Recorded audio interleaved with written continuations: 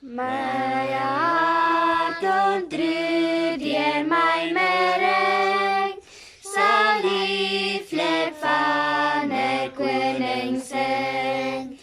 My tong deur die vuur aangedryf, is soos 'n pen wat Vader skryf.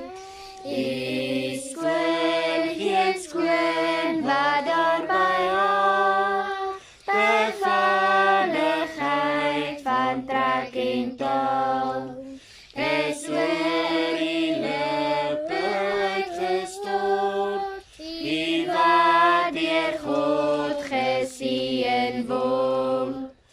O dogter wat die bruidsroep hoor, o skoonste luister, neig jou oor.